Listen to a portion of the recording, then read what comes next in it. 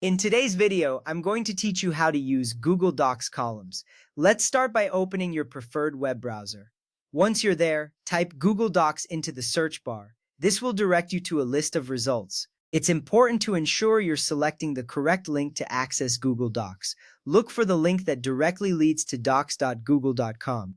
This will take you to the official Google Docs homepage.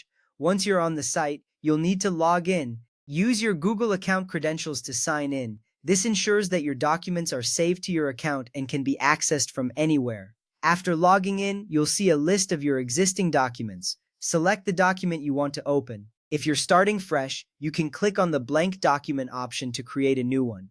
Now, if you only want a specific section of your text in columns, highlight that text now. If you intend to format the entire document, you can skip this step. Highlighting is crucial if you want to preserve the layout of other sections. With your text highlighted, or if you're ready to format the whole document, click on Format in the top menu bar. This menu contains various formatting options that enhance your document's appearance. Hover over the Columns option. You'll see several layout choices appear. Here you can select either 2 columns or 3 columns. Choosing the right layout depends on your document's purpose. 2 columns can make documents look like newsletters, while 3 columns can resemble a magazine format. At this point, your document is now divided into columns. To further customize your layout, highlight your text or click anywhere within your column layout. This is a key step if you want to adjust spacing or add dividing lines. Now go back to the Format menu. Hover over Columns again and click More Options. This opens up a dialog box where you can fine-tune your column settings. Inside this menu, you'll see the option to customize the number of columns. You can choose 1, 2, or 3 columns depending on your needs. Adjusting the number of columns can significantly change the look and feel of your document. Next, let's talk about spacing. You can adjust the gap size between columns, which is measured in inches.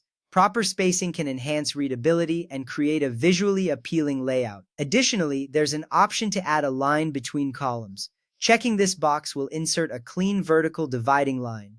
This is helpful for visually separating content, making your document look more organized. Once you've customized your settings to your liking, click Apply. This makes sure your changes are saved and reflected in your document. And there you have it. You've successfully learned how to use Google Docs columns. With these skills, you can create documents that are both professional and easy to read. Remember, the key to mastering Google Docs is practice and experimentation.